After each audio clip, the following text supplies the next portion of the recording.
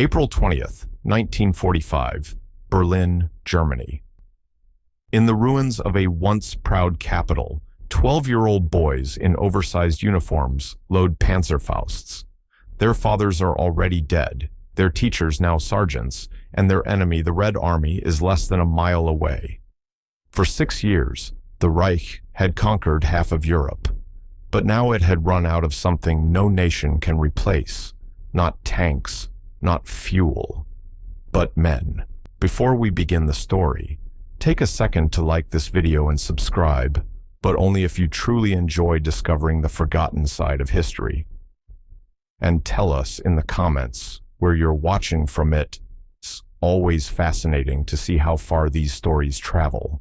Now let us step back into 1945, a nation collapsing, a dictator in denial, and a generation of children sent to fight a war that was already lost. Chapter 1: The Empty Ranks. By the summer of 1944, the once unstoppable Wehrmacht was collapsing under its own weight. The Eastern Front, stretching from the Baltic to the Black Sea, had become a graveyard for German soldiers. Every week, trains left Berlin filled with fresh recruits and returned empty.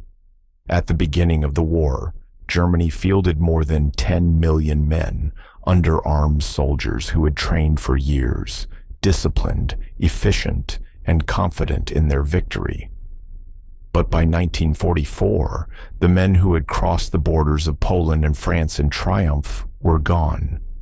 They were buried in the snows of Russia, the deserts of North Africa, and the hedgerows of Normandy. The German High Command tried to hide the truth. Reports to Hitler were adjusted, divisions listed as reorganizing even when they no longer existed. A unit that had once fielded 15,000 soldiers now had counting 200. Infantry battalions were filled with cooks, clerks, and wounded men sent back to the front with barely healed scars. Factories still produced tanks faster than any other nation in Europe.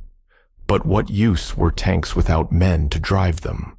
Luftwaffe airfields were full of aircraft that had no pilots. The SS, once proud and elite, began drafting convicts, teenagers, and even foreign volunteers who barely spoke German. On the Eastern Front, the situation was desperate. When the Red Army launched Operation Bagration in June 1944, 4 German armies, over 400,000 men, were encircled and destroyed in just weeks. The survivors fled westward in chaos, many without weapons, without command.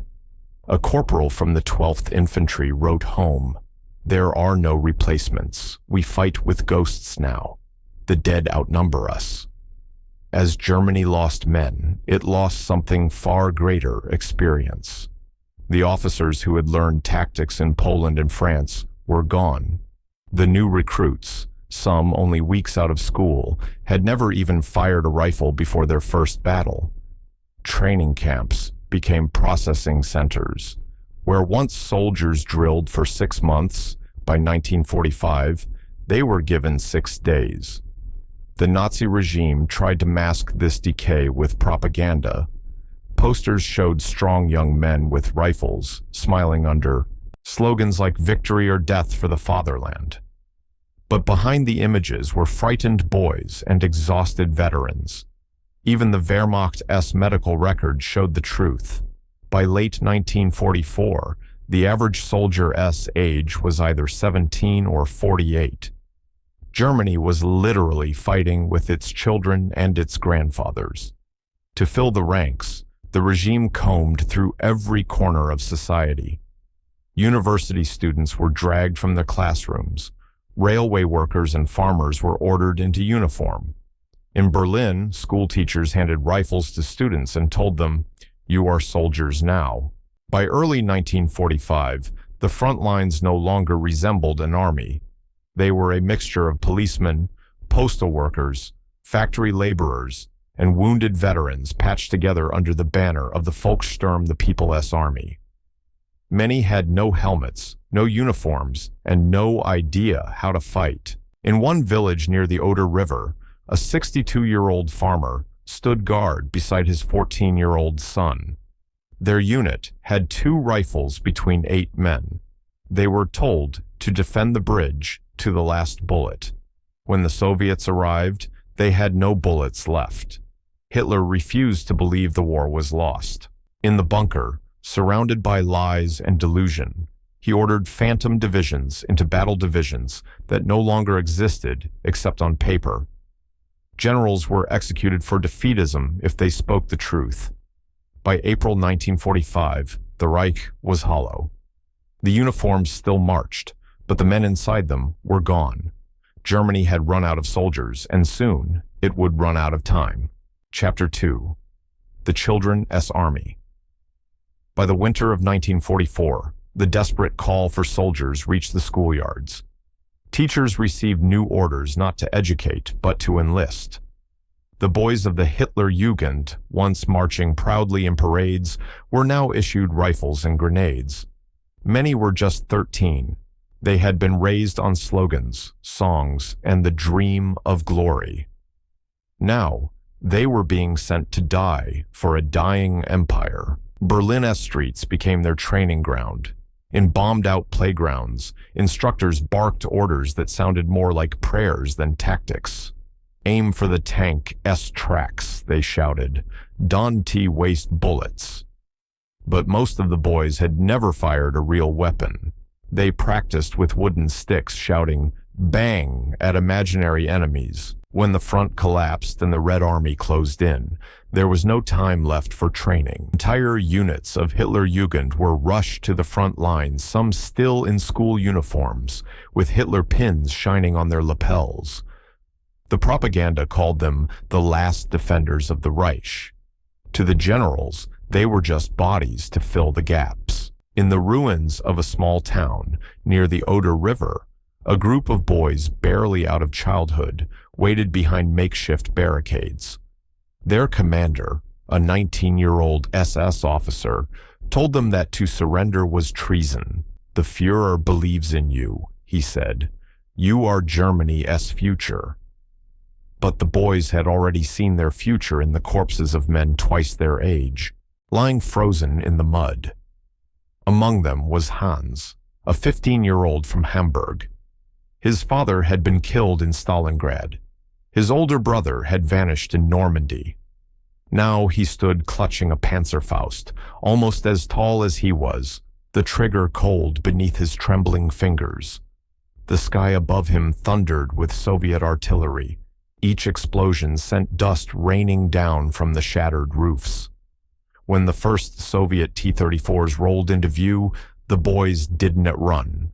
They had been taught that courage was everything, that fear was weakness. Hans waited until the tank was just a few meters away, then fired. The rocket struck the armor, exploding in a flash of smoke and fire. The tank stopped. Hans stared, stunned it had worked. Seconds later, another shell exploded nearby. When the dust cleared, Hans was gone. Only his boot remained, lying beside the twisted wreck of the launcher. The Soviet soldiers who found the bodies later were silent. They had fought men before, not children. One officer, disgusted, ordered his troops to bury them with their weapons still in hand. "They were soldiers," he said quietly, "even if they never had the chance to be men." In Berlin, Goebbels' propaganda machine turned these doomed children into legends. Posters appeared calling them the young heroes of the Reich. Radio broadcasts told mothers to be proud of their sons who fell defending the homeland. But behind the words was a truth no one could say aloud. The Third Reich had consumed its own children. By April 1945, the Hitler Jugend divisions were shattered. In the defense of Berlin alone, more than 10,000 boys were killed or captured. Some fought until their ammunition ran out. Others were found crying in basements, clutching empty rifles. Soviet soldiers often spared them, calling them poor fools. Those who survived captivity would later say they never truly understood what they were fighting for. One recalled, "We were told we were saving Germany, But when I saw Berlin burning, I realized Germany no longer existed. As the Reich collapsed, these boys too young to shave, too old to go home, became the last generation of a nation at war with itself. Chapter 3. Fathers at the Front. By late 1944, Germany's army had become a ghost of itself, and Hitler turned to ghosts to fill the ranks. The call went out across the Reich. Every man between 16 and 60 was to report for duty.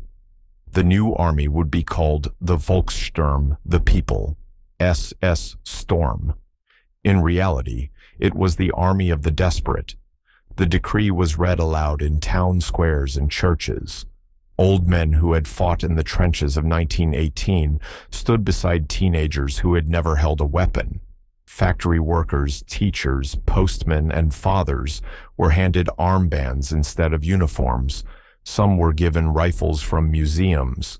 Others carried Italian carbines or captured French guns with mismatched ammunition. Many received no weapon at all, just a shovel and a promise that they were defending their homes. In the cities, recruitment centers overflowed with confusion. Men argued, pleaded, protested. One shopkeeper from Dresden begged to stay home. His wife was ill, his children starving. The officer in charge barked, "Then you fight for them." There was no choice. Refusal meant prison, or worse. The Volkssturm was not an army.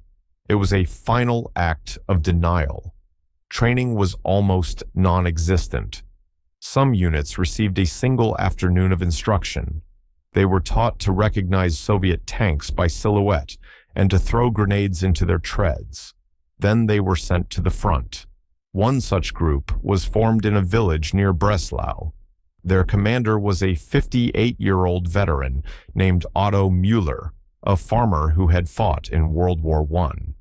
His platoon included a baker, 2 teachers, a crippled carpenter, and his own son, Karl, aged 17. Otto had no illusions. The rifles they were issued were rusted relics from the last war.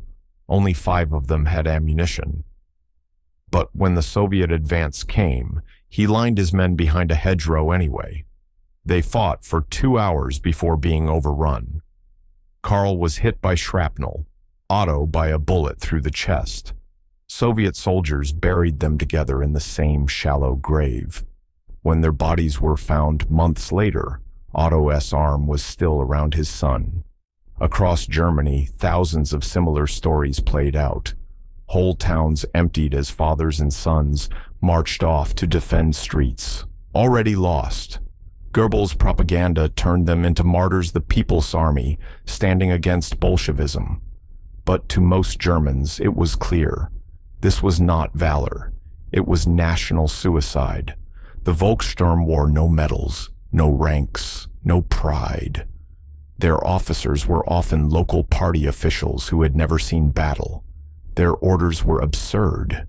Hold your position to the last man, even when they had no weapons, no food, and no chance. Some units simply dissolved. Others surrendered at the first gunfire. But there were those who fought on not for Hitler, but for the soil beneath their feet. Old men defending villages where they had been born. Young boys dying on roads they had walked to school. The Wehrmacht mocked them as amateurs. The SS despised them as weak. Yet many died more bravely than those who still believed in victory. A Soviet war correspondent who entered Silesia wrote, "We found them everywhere, gray-haired soldiers in mismatched uniforms, their boots full of holes. They fought like men, defending not a nation, but a memory."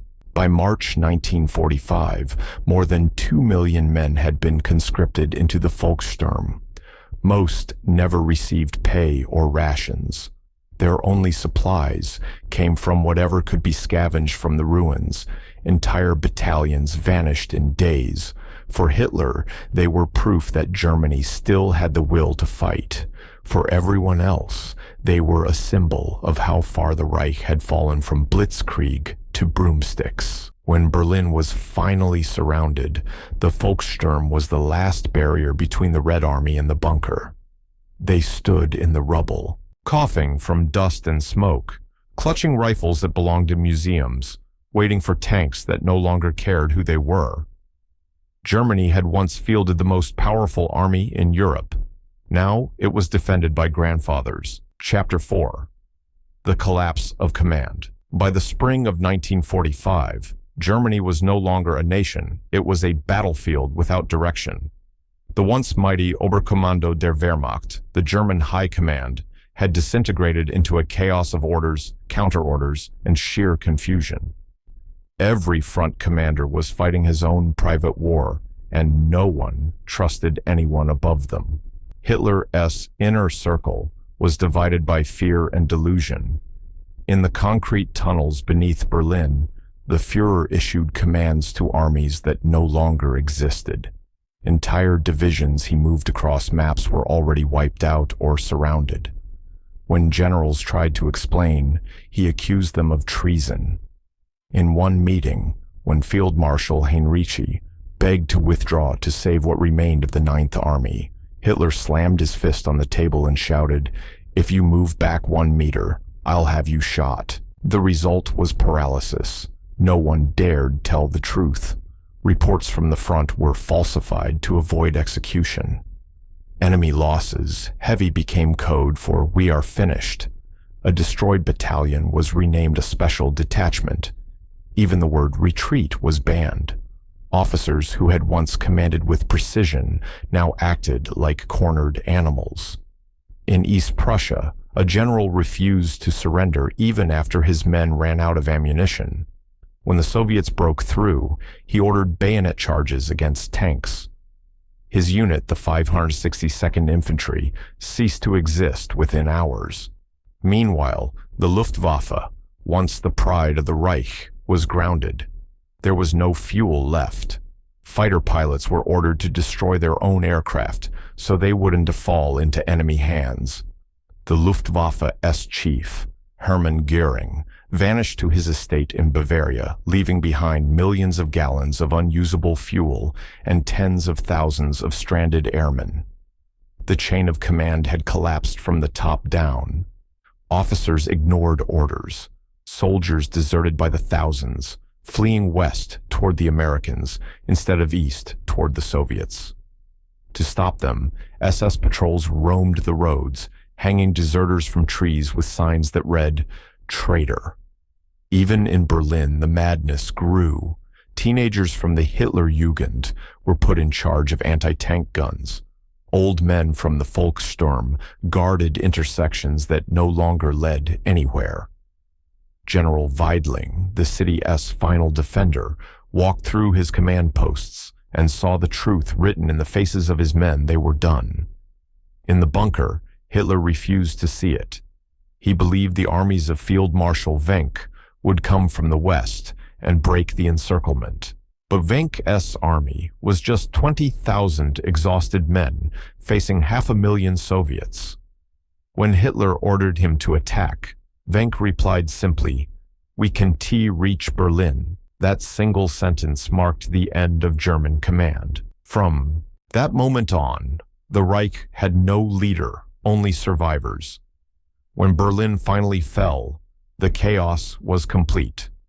Some officers surrendered their units intact to the Allies. Others simply walked into the forests, burned their papers, and vanished. Many civilians didn't even know who was still in charge. In some towns, mayors negotiated their own surrenders with advancing American units, while SS remnants fought on in the hills nearby. The German army, once built on discipline and obedience, had become a shattered mirror reflecting fear, confusion, and exhaustion. There was no longer a plan, no chain of command, no nation left to defend. It was, as one officer wrote in his diary, the end of command, the end of reason, the end of Germany. Chapter 5. The Last Stand. April 1945. Berlin was a skeleton, a city made of smoke, fire, and ghosts. For the last soldiers of the Reich, it was no longer about winning. It was about dying well. In the tunnels beneath the Reich Chancellery, Hitler's last generals still clung to maps that no longer meant anything. Red arrows from the Soviet First Belarusian and First Ukrainian fronts closed in from east and south. The city was surrounded by nearly 2 million Soviet troops and over 6,000 tanks. Inside, fewer than 90,000 defenders remained, half of them old men and teenagers from the Volkssturm and Hitlerjugend. Their weapons were as mismatched as their ages: captured Czech rifles, Panzerfausts, scavenged from wrecked trucks, even pistols from the First World War. Ammunition was so scarce that men were ordered to retrieve it from the dead. The defenders called themselves Kampfgruppe Berlin, a name grander than their reality. The streets became trenches, every building a fortress. The smell of dust, fuel, and burning flesh mixed in the air. Tanks couldn't move easily through the ruins, and snipers haunted every shadow. It was a city where the living envied the dead. In the government quarter, the last German Tiger tanks stood guard at intersections where tram lines had melted into the cobblestones. The crews knew their shots meant nothing for every Soviet tank destroyed. 5 more appeared, but they fought anyway, not for Hitler anymore, not even for Germany. They fought because surrender had become unthinkable. Down in the Führer bunker, the mood was a grotesque theater of denial. Hitler still ranted about non-existent divisions that would save Berlin: the 12th Army, the Army Group Steiner. The officers around him knew these armies were shadows. They nodded anyway. No one dared contradict him now. Above ground, civilians tried to flee, but the city was sealed. Mothers with children ran between shell bursts, clutching suitcases filled with the last crumbs of their lives.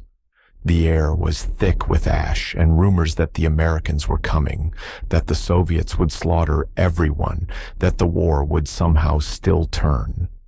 The fighting grew closer each day. In the Tiergarten, the once beautiful park became a Showgau, graveyard of tanks. The Brandenburg Gate, once the pride of Prussia, was riddled with bullet holes. In the subway tunnels, thousands of civilians huddled in the dark, listening to the thunder above. The water had flooded in some sections, drowning the wounded where they lay. A boy named Erich, 14 years old, fought in the ruins near the Reichstag. His Panzerfaust was taller than he was. He had seen his best friend killed by shrapnel hours earlier, but he stayed at his post. When the Soviet tanks appeared, Erich fired the rocket struck, igniting in a blaze of fire. He was thrown back by the explosion. When he opened his eyes, the tank still burned. His comrades were gone. He crawled away through the smoke, bleeding, whispering the only word he still believed in: mutter. By April 30th, Hitler was dead, a gunshot echoing in the bunker that no one dared investigate. Goebbels followed a day later, poisoning his children before taking his own life. The Reich had ended, but in the streets above, no one had told the soldiers. The final defenders of Berlin fought on for 2 more days, surrounded by fire, smoke, and silence. Some surrendered when the Soviets broke through. Others took their own lives in basements or stairwells, unwilling to face capture. When the Red Army finally declared the city secure on May 2nd, 1945, over 125,000 Germans were dead or missing. A Soviet colonel who walked through the ruins later wrote, "We found boys still clutching rifles. Their eyes were open. They looked like they had fallen asleep, waiting for orders that never came." The 1,000-year Reich had lasted 12, and in its final hour, it wasn't generals or tanks that held the line. It was children, old men, and ghosts. Epilogue: The Price of Survival, May 1945. The guns were silent, but Germany had never been so loud. The echoes of collapse thundered through every ruined city, every broken family, every hollow-eyed survivor. The war was over, yet for millions, the real struggle was only beginning. Across the plains of Europe, columns of defeated soldiers trudged west. Their boots were worn through, their faces gray with hunger and disbelief. They had survived 6 years of war, only to find their country gone carved into zones, stripped of identity, and haunted by what they had done. Some marched willingly into captivity. Others didn't know where else to go. In American and British camps, they were given food, medical care, even cigarettes. For many, it was the first time they'd eaten properly in years. Yet every bite tasted of shame. One prisoner wrote home, "They feed us better than our own officers did. I don't know whether to be grateful or to cry." Farther east, things were different. The Soviets showed no mercy. German POWs were herded into cattle cars bound for the Urals in Siberia. Many never came back. In the freezing forests, they built roads, dug mines, and learned that surviving peace could be harder than surviving war. At home, the ruins were filled with ghosts. Cities like Dresden, Cologne, and Hamburg lay in ashes. Millions of women, children, and old men wandered among the rubble, searching for names that would never answer. The Volkssturm had vanished, the Wehrmacht disbanded, and the Reich dissolved. In their place stood silence. But even amid the destruction, small acts of life returned. In Berlin, a woman boiled soup over a fire made from a broken piano. In Munich, a child drew on a bombed wall with chalk. A house, a son, a family. Hope, fragile and thin, was still alive. For the surviving soldiers, there was another war to fight, the war within. They had to face the truth of what they fought for.